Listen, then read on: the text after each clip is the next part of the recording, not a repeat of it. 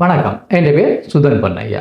கனவிற்கு இருக்கிற கொஸ்டின் இப்போ இந்த ரியல் எஸ்டேட் மார்க்கெட்டில் லிஸ்டிங் ப்ரைஸ் எப்படி கணிக்கணும், இந்த மார்க்கெட் ப்ரைஸ் எப்படி வலிக்கணும், இந்த பேங்குகள் எப்படி அப்ரைசல் எடுக்கணும்னு சொல்லி கனவேர் என்னோட கேட்குற ஏன்னு சொன்னால் கனவேர் ப்ரீ கன்ஸ்ட்ரக்ஷனில் வீடுகள் இந்த டைம்கள் வாங்கினது இப்போ க்ளோசிங் விலைக்கு கனவேருக்கு பேங்க் சரியான அப்ரைசலை கொடுக்கல, அப்ரைசலை குறைச்சி கொடுத்துருக்கணும். கனவேர் இந்த அந்த பேலன்ஸ் காசை போட்டு இந்த மோர்கேஜை க்ளோஸ் பண்ண முடியாமல் வீட்டை விட்டுருக்கேன். சில பேருக்கு செகண்ட் மோர்கேஜ் ப்ரைவேட் மோர்கேஜ் எடுத்து இந்த அமௌண்ட்டை போட்டாங்க. இதை எப்படி ஒர்க் பண்ணணும்னு சொல்லி பார்த்தீங்கன்னு சொன்னால், இந்த பில்டர்ஸ்கிட்ட நீங்கள் வீட்டை வாங்கிக்க இந்த பில்டர்ஸ் அந்த இருக்கிற சந்தர்ப்பத்தில் இந்த க்ளோசிங் டேட்டுக்கு ஒரு ப்ரைஸை ஃபிக்ஸ் பண்ணி உங்களுக்கு வீட்டை விற்றுருவேன். எக்ஸாம்பிள் ஒரு 1 மில்லியனுக்கு வீட்டை நீங்கள் வாங்குறீங்க பில்டர்ஸ்கிட்டேன்னு சொன்னால், அந்த 1 மில்லியனுக்கு நீங்கள் பார்சியலாக ஒரு 10% 15% டவுனை பார்சியலாக கொடுத்து கொண்டு வருவீங்க. இந்த பில்டர்ஸ் பில் பண்ணி தரேன்னு நினைக்கும்.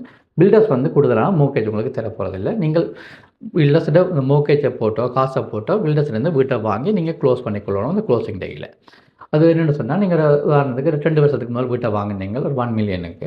இப்போ அந்த வீடுகளின் விலை குறைஞ்சபடியால் அப்படியான வீடு மார்க்கெட் ப்ரைஸில் ஒரு 900,000க்கு தான் இப்போ அந்த வீடு போகுதுன்னு சொன்னால், பேங்க் இந்த மார்க்கெட் வேல்யூவை தான் மதிக்கும். அவை இந்த அதே மாதிரி சிமிலர் வீடு இந்த மார்க்கெட்டில் இப்படி விலைக்கு வீழ்பட்டிருக்குன்னு சொல்லி, அப்போ அவையிலும் சொல்லணும்னா அந்த வீடு விலை நாங்கள் 900,000 தான் இந்த வீட்டுக்கு தருவோம், இந்த வீட்டை மதிப்போம்னு சொன்னால்.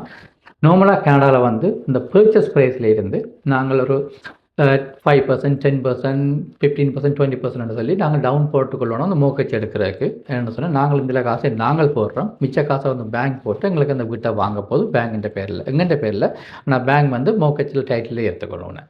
அப்போ பேங்க் 900,000 மதிச்சுன்னு சொன்னால், அந்த 900,000 அவன் சொல்லணும்னு சொன்னால் 900,000க்கு தான் நாங்கள் மோர்கேஜ் தருவோம், மிச்ச அமௌண்ட்டை நீங்கள்லாம் அரசுலாம் அரேஞ்ச் பண்ணிக்கலாம்னு சொன்னால், நீங்கள் இப்போ நீங்கள் உங்கள் இன்கத்துக்கு ஒரு 10% போட்டால் நீங்கள் குவாலிஃபைட் ஆவீங்கன்னு சொன்னால், அந்த 1 மில்லியன் வீடுண்ட வாங்கின ப்ரைஸுக்கு 10% அரேஞ்ச் பண்ணிக்கொள்ளணும். ப்ளஸ் அந்த கேப் 100,000 அதில் வர கேப் இருக்குது தான் 900,000 1 மில்லியன், அந்த கேப்பையும் அரேஞ்ச் பண்ணிக்கொள்ளணும். உதாரணத்துக்கு நீங்கள் 1 மில்லியனுக்கு 10% சொன்னால் அதில் 100,000 அரேஞ்ச் பண்ணணும்.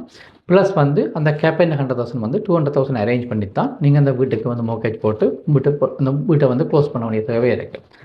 அப்போ இந்த காசு அரேஞ்ச் பண்ண முடியாதவேன்னு சொன்னால் அந்த வீட்டை கைவிட்டுருவோங்க.